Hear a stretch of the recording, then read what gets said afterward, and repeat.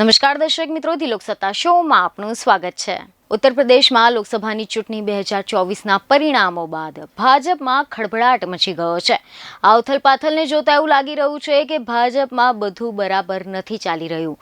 એવામાં થોડા સમય અગાઉ દિલ્હીના મુખ્યમંત્રી અરવિંદ કેજરીવાલ દ્વારા લોકસભાની ચૂંટણી બાદ ભાજપ યુપીના સીએમ એટલે કે યોગી આદિત્યનાથને હટાવી દેશે તેવી ભવિષ્યવાણી કરી હતી, પરંતુ હવે કેજરીવાલની આ ભવિષ્યવાણી સાચી સાબિત થાય તેવા એંધાણ વર્તાયા છે।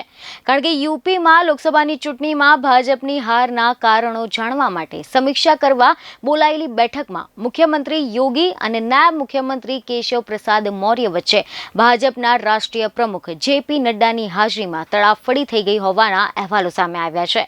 યુપીના ભાજપ સંગઠન અને સરકાર સામે આવી ગયા હોવાનું પણ આ બેઠકે સ્પષ્ટ કરી દીધું છે। યોગીએ આડકતરી રીતે ભાજપની હાર માટે મોદીને જવાબદાર ગણાવીને સાફ શબ્દોમાં એવું નિવેદન આપ્યું હતું કે ભાજપ અતિ આત્મવિશ્વાસને કારણે હાર્યું છે।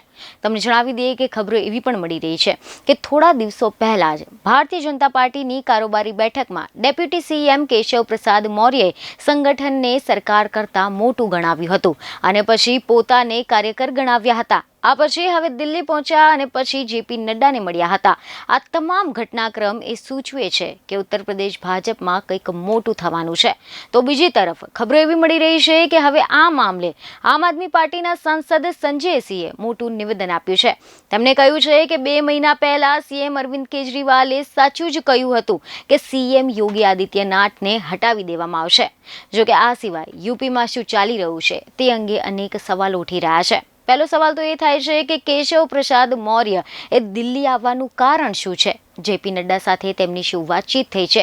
શું એ શક્ય છે કે ડેપ્યુટી સીએમ કેશવ પ્રસાદ મૌર્ય સીએમ યોગીથી નારાજ છે? આવા અનેક પ્રશ્નો ઉત્તર પ્રદેશના રાજકીય વર્તુળોમાં ચર્ચાઈ રહ્યા છે। યોગીએ બેઠકમાં એવું નિવેદન આપ્યું હતું કે યુપીમાં પોતે જે રીતે સરકાર ચલાવે છે એ રીતે જ સરકાર ચલાવશે અને કોઈના કહેવાની જરાય ફરક નહીં પડે। યુપીમાં ભાજપ અતિ આત્મવિશ્વાસના કારણે હાર્યું છે એવું કારણ રજૂ કરીને યોગીએ હારની જવાબદારી સંગઠન પર નાખી દીધી હતી।